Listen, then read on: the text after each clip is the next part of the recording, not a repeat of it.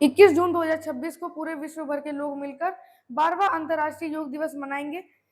यह अंतर्राष्ट्रीय योग दिवस के अंदर पूरे विश्व भर के करोड़ों लोग एक साथ मिलकर योग का अभ्यास करेंगे और एक साझा उद्देश्य से जुड़ेंगे, स्वास्थ्य, संतुलन और आंतरिक शांति की खोज के लिए।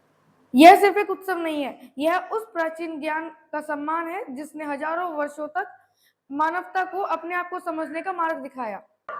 धरती पर मनुष्य ने असंख्य चमत्कार किए हैं। उसने पहाड़ों को काट कर रास्ते बना दिए, महासागरों की गहराइयों को नापा, आसमान में उड़ना सीखा, चांद पर कदम रखा और अब वह मंगल ग्रह पर बसने का सपना देख रहा है। लेकिन इस पूरे सफर में कुछ प्रश्न ऐसे थे जो कि इंसानों के साथ हमेशा बने रहे, जो कि थे कि मैं कौन हूँ, मैं दुखी क्यों होता हूँ, क्या मृत्यु सब कुछ समाप्त कर देती है, क्या मन को कभी शांत किया जा सकता है, और क्या कोई ऐसा हमारे मस्तिष्क के अंदर कुछ ऐसी शक्ति है कि जिसको अगर हम पा ले, जगा ले, तो क्या हमारे अंदर से भय, दुख और मृत्यु का डर हमेशा के लिए निकल जाएगा। आज से लगभग 1000 साल पहले भारत के ऋषियों ने इन्हीं प्रश्न के उत्तर खोजने के आरंभ किया था। उन्होंने बाहर नहीं देखा, उन्होंने भीतर देखा। उन्होंने आसमान को नहीं नापा, उन्होंने चेतना को नापा। उन्होंने संसार को जीतने का प्रयास नहीं किया, उन्होंने स्वयं को जीतने का प्रयास किया, और इसी प्रयास से जन्म होता है योग का। आज पूरी दुनिया योग को जानती है। न्यूयॉर्क के पार्कों से लेकर टोक्यो के स्टूडियो तक, लंदन के अस्पतालों से लेकर भारत के आश्रमों तक करोड़ों लोग प्रतिदिन योग का अभ्यास करते हैं। लेकिन एक प्रश्न अभी भी शेष है, क्या योग केवल व्यायाम है, क्या योग केवल आसनों का समूह है, या फिर यह मानव सभ्यता की सबसे गहरी आध्यात्मिक और वैज्ञानिक खोज है। योग का इतिहास केवल शरीर को स्वस्थ बनाने की कहानी नहीं है, यह मनुष्य की चेतना की यात्रा है। यह उस संघर्ष की कहानी है जो मनुष्य ने स्वयं के विरुद्ध लड़ी है। यह उस युद्ध की कहानी है जिसमें शत्रु बाहर नहीं था, वह भीतर था। योग शब्द संस्कृत के युज धातु से बना है, जिसका अर्थ है जोड़ना। लेकिन क्या जोड़ना, शरीर और मन को, मन और आत्मा को, या मनुष्य और ब्रह्मांड को? इस प्रश्न का उत्तर खोजने के लिए हमें समय की धारा में हजारों वर्ष पीछे लौटना होगा। उस काल में न जब कोई मंदिर था, न कोई धर्म ग्रंथ, न कोई साम्राज्य, न कोई राष्ट्र, सिर्फ प्रकृति थी, और उसके बीच खड़ा था एक जिज्ञासु मनुष्य। लगभग 5000 वर्ष पहले सिंधु घाटी की सभ्यता, मोहनजोदड़ो, हड़प्पा, धौलावीरा और कालीबंग, यह संसार की सबसे विकसित प्राचीन सभ्यताओं में से एक थी। यहाँ से मिली एक छोटी मुहर आज भी इतिहासकारों को आकर्षित करती है। मुहर पर एक आकृति दिखाई देती है, ध्यान मग्न, स्थिर, चारों ओर पशु। कुछ विद्वान इसे पशुपति कहते हैं और कुछ विद्वान इसे आदि योगी शिव का प्रारंभिक रूप मानते हैं, और कुछ इसे केवल एक प्रतीक। सत्य चाहे जो भी हो, लेकिन इतना स्पष्ट है कि भारतीय उपमहाद्वीप में ध्यान और योग जैसी परंपराओं की जड़ें अत्यंत प्राचीन है। फिर आया वैदिक युग। ऋग्वेद के ऋषि प्रकृति के बीच खड़े होकर सूर्य, अग्नि, वायु और आकाश से संवाद कर रहे थे। उनके लिए प्रकृति केवल एक पदार्थ नहीं थी, वह चेतना का विस्तार थी। धीरे धीरे वैदिक चिंतन बाहरी यज्ञों से भीतर की यात्रा की ओर मुड़ा और जन्म हुआ उपनिषदों का। उपनिषदों ने पहली बार घोषणा की थी कि तत्त्वम असि, यानी कि तुम वही हो। जिस सत्य को तुम बाहर खोज रहे हो वह तुम्हारे भीतर है। यही से योग का दार्शनिक आधार मजबूत हुआ। फिर प्रकट हुए महर्षि कपिल, सांख्य दर्शन के प्रवर्तक। उन्होंने संसार को दो तत्वों में विभाजित कर दिया, पुरुष और प्रकृति, और चेतना और पदार्थ। यही सांख्य दर्शन आगे चलकर योग दर्शन की रीढ़ बना। योग ने सांख्य के सिद्धांतों को अनुभव में बदलने का मार्ग दिया। यदि सांख्य मानचित्र था तो योग यात्रा थी, यदि सांख्य सिद्धांत था तो योग प्रयोग था। फिर आया वह युग जिसने योग को अमर बना दिया, महर्षि पतंजलि का युग। आज से लगभग 2000 वर्ष पहले उन्होंने योग की बिखरी हुई परंपराओं को व्यवस्थित किया, और उन्होंने केवल लगभग 195 सूत्रों में से एक महान विज्ञान को समेट दिया। उनका पहला सूत्र था अथ योग अनुशासनम। अब योग का अनुशासन आरंभ होता था, अब योग का अनुशासन आरंभ होता है। और फिर उन्होंने योग की परिभाषा दी, योगा चित्त वृत्ति निरोध, यानी कि योग है चित्त की वृत्तियों का निरोध। यह मानव इतिहास की सबसे गहरी परिभाषाओं में से एक है, क्योंकि पतंजलि का दावा था समस्या संसार नहीं है, समस्या हमारा चंचल मन है। और यदि मन को समझ लिया जाए तो दुख का अंत संभव है। यम, नियम, आसन, प्राणायाम, प्रत्याहार, धारणा, ध्यान और समाधि, इन 8 चरणों को उन्होंने अष्टांग योग कहा। यह केवल साधना की पद्धति नहीं थी, यह मनुष्य के संपूर्ण विकास का विज्ञान था। यही से योग पहली बार व्यवस्थित रूप में मानव इतिहास के मंच पर प्रकट हुआ। लेकिन यह कहानी अभी समाप्त नहीं होती। पतंजलि ने योग को सूत्रों में बांध दिया था। उन्होंने मनुष्य को बताया था कि दुख का कारण बाहर नहीं है, भीतर है। लेकिन इतिहास कभी स्थिर नहीं रहता है, समय आगे बढ़ता है, सभ्यताएं बदलती है, साम्राज्य उठते हैं और गिर जाते हैं, और इन्हीं परिवर्तनों के बीच योग भी नए नए रूप का धारण करता रहता है। पतंजलि के बाद भारत एक महान बौद्धिक क्रांति के दौर में प्रवेश करता है, और इस क्रांति के केंद्र में खड़े थे 2 महापुरुष, महावीर और बुद्ध। 6ठी शताब्दी ईसा पूर्व भारत के जंगलों में तपस्वी, योगियों और साधकों से भरे हुए थे। इसी वातावरण में महावीर ने कठोर आत्मा अनुशासन का मार्ग चुना।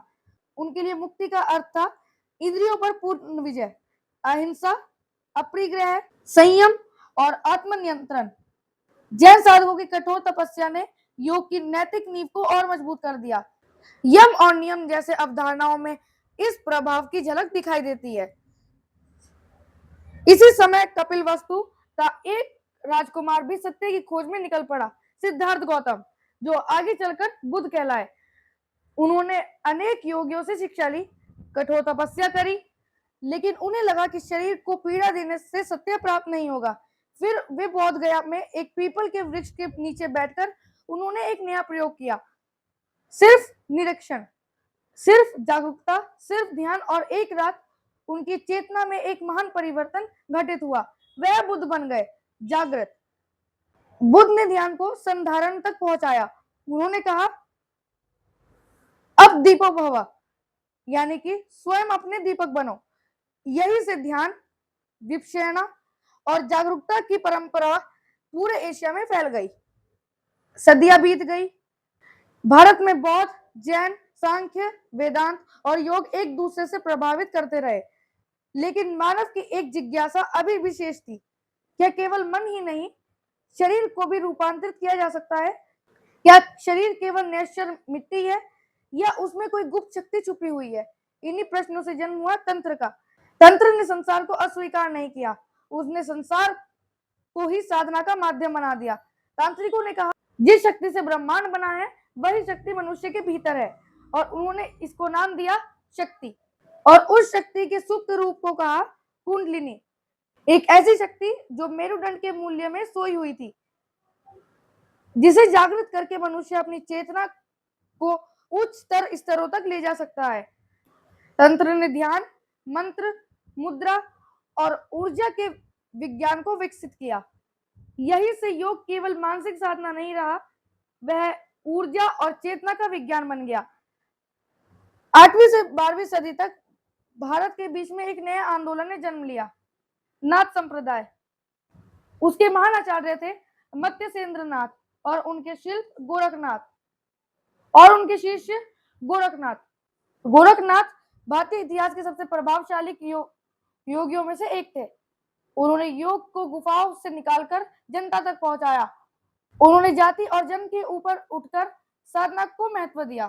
उनका संदेश स्पष्ट था, मनुष्य की महानता उसके कर्म और साधना में है, जन्म में नहीं। नाथ योगियों ने शरीर को साधना का उपकरण माना। उन्होंने प्राण, नाड़ी और कुंडलिनी पर गहन प्रयोग किया। इन्हीं प्रयोगों से विकसित हुआ हठ योग। हठ योग का उद्देश्य केवल लचीलापन नहीं था, उसका उद्देश्य था शरीर को इतना स्थिर और शुद्ध बनाना कि वह उच्चतम ध्यान को धारण कर सके।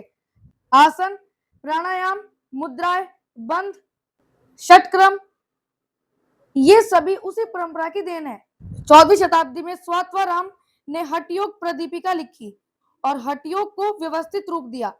आज दुनिया में जो अधिकांश योग सिखाया जाता है, उसकी जड़ें इसी परंपरा में है।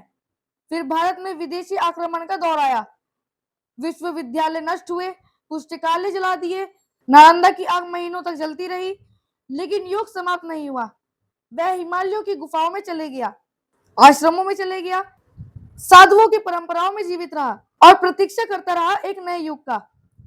19वीं शताब्दी, भारत पर ब्रिटिश शासन था। पश्चिमी विज्ञान और आधुनिकता का प्रभाव बढ़ रहा था। ऐसे समय में एक युवा सन्यासी दुनिया के मंच पर प्रकट हुआ, जिनका नाम था स्वामी विवेकानंद। शिकागो विश्व धर्म सम्मेलन, उन्होंने पश्चिम को पहली बार योग और वेदांत की वैज्ञानिक व्याख्या दी। उन्होंने कहा, धर्म अंधविश्वास नहीं है, यह अनुभव का विज्ञान है। उनकी पुस्तक राजयोग ने पश्चिमी दुनिया में योग की नींव रख दी। यहीं से योग भारत की सीमाओं से बाहर निकलने लगा। 20वीं शताब्दी में कई महान आचार्यों ने योग को आधुनिक रूप दिया। टी कृष्णमाचार्य, बी के एस अयंगर, पट्टाभी जोइस, स्वामी शिवानंद, महर्षि महेश योगी, परमहंस योगानंद, इन लोगों ने योग को विश्व भर में पहुंचाया। धीरे धीरे वैज्ञानिकों ने भी योग का अध्ययन शुरू किया।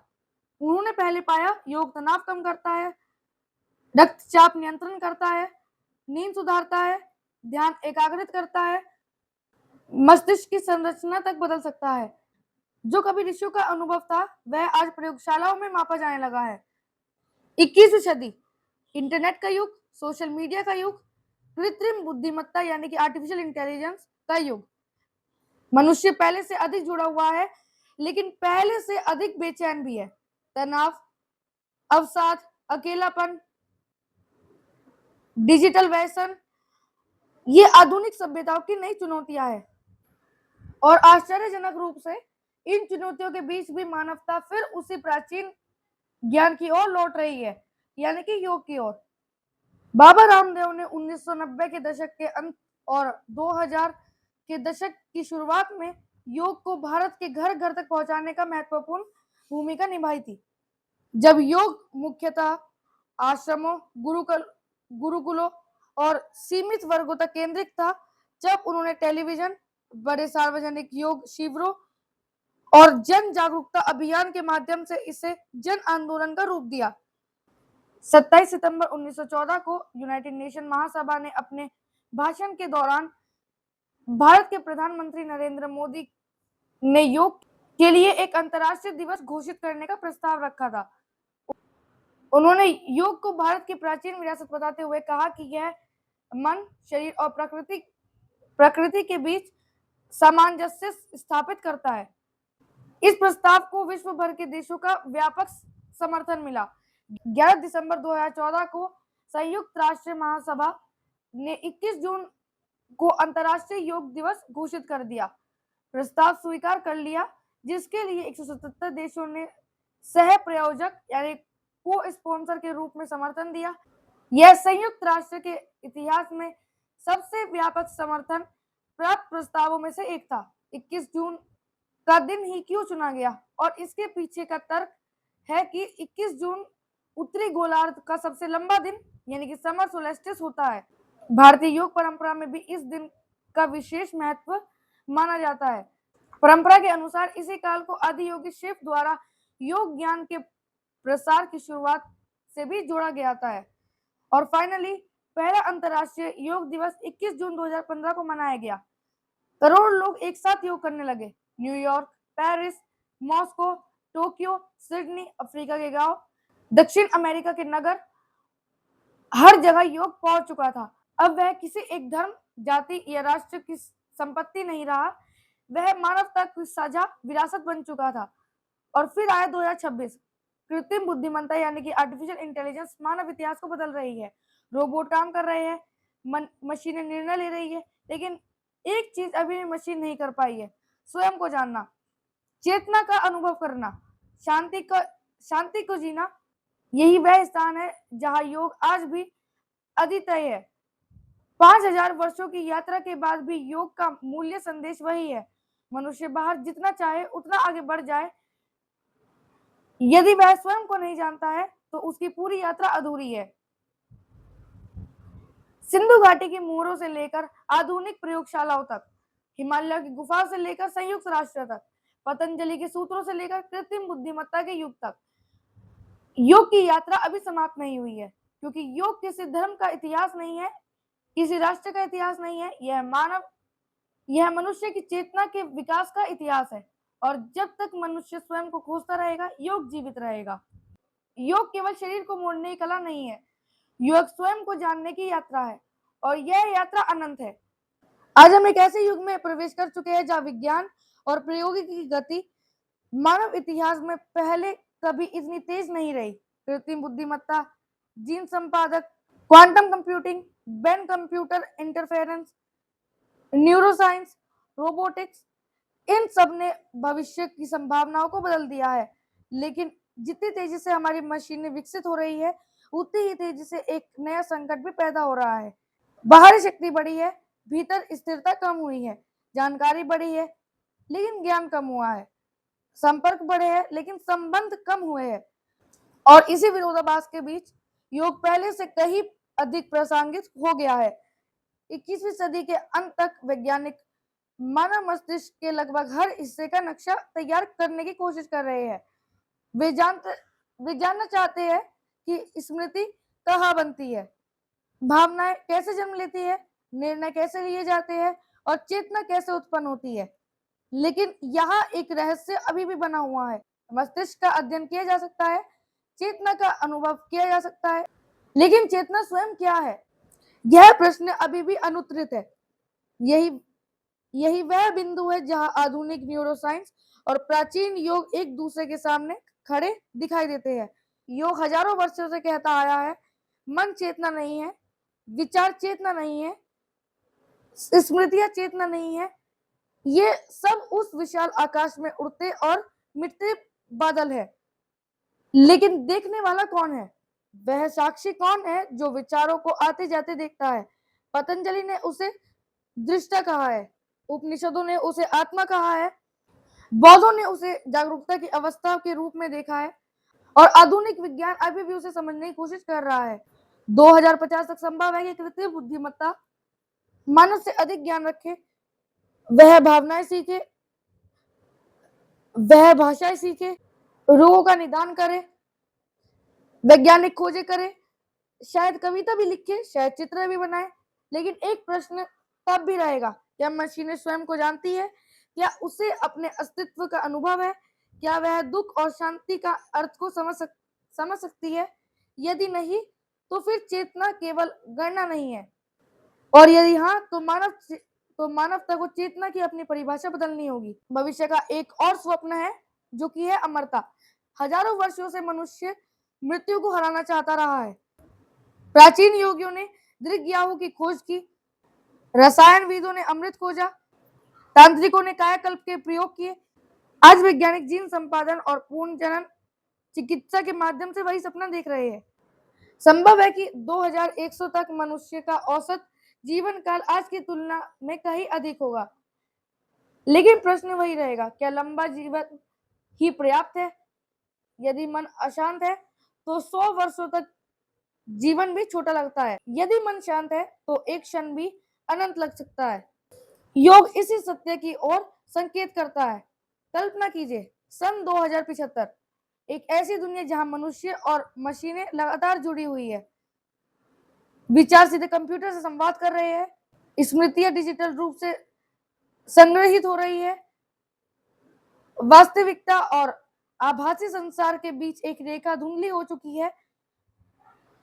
उस समय मनुष्य की सबसे बड़ी आवश्यकता क्या होगी? और अधिक सूचना नहीं, और अधिक मनोरंजन नहीं, उसे आवश्यकता होगी ध्यान की, स्थिरता की, मौन की, स्वयं से मिलने की। यही योग का क्षेत्र है। संभव है कि भविष्य में ध्यान और योग केवल आध्यात्मिक अभ्यास ना रह जाए, वे मानसिक स्वास्थ्य की मूल आवश्यकता बन जाए। विद्यालयों में, विश्वविद्यालयों में, अस्पतालों में, अंतरिक्ष यात्राओं में, मंगल ग्रह पर जाने वाले अंतरिक्ष यात्रियों के लिए भी, क्योंकि जहां भी मनुष्य जाएगा, वह अपना मन साथ लेकर जाएगा और मन की समस्या पृथ्वी तक सीमित नहीं है। एक दिन ऐसा भी आ सकता है जब विज्ञान चेतना के रहस्य को समझने के बहुत करीब पहुंच जाए, और तब मानवता को आश्चर्य हो सकता है कि जिन प्रश्नों को आधुनिक प्रयोगशालाओं में हल कर रहे थे, उसकी खोज हजारों वर्ष पहले हिमालयों के गुफाओं में भी की जा रही थी। एक और एमआरआई मशीन होगी और दूसरी ओर ध्यान मग्न होगी। एक और न्यूरॉन का अध्ययन और दूसरी ओर साक्षी भाव का अनुभव और संभव है। दोनों एक ही सत्य की ओर बढ़ रहे हैं, बस रास्ते अलग है। सिंधु घाटी के मोहरों से शुरू हुई यात्रा, उपनिषदों की मौन गूंज, बुद्ध का ध्यान, महावीर का संयम, पतंजलि का विज्ञान, नाथ योगियों का तप, विवेकानंद का विश्व संदेश और आधुनिक विज्ञान की प्रयोगशालाएं, यह सब एक ही महान खोज के अलग अलग अध्याय है। स्वयं को जानने की खोज। भविष्य का सबसे बड़ा प्रश्न यह नहीं होगा कि मनुष्य कितना शक्तिशाली बन गया है, बल्कि प्रश्न यह होगा कि क्या उसने खुद को जान पाया, क्या उसने अपने मन को शांत किया, क्या उसने चेतना की गहराई को नापा। अगर इसका उत्तर हाँ होगा तो योग की जीत हुई होगी, और अगर उत्तर नहीं होगा तो इतनी सारी प्रगति के बाद भी जो हमारी यात्रा है वो अधूरी रहेगी। सभ्यताएं बदल जाएंगी, तकनीकें बदल जाएंगी, मशीनें बदल जाएंगी, लेकिन जब तक मनुष्य खुद से पूछता रहेगा, योग जिंदा रहेगा, क्योंकि योग अतीत की विरासत नहीं है, यह भविष्य की आवश्यकता है। धन्यवाद।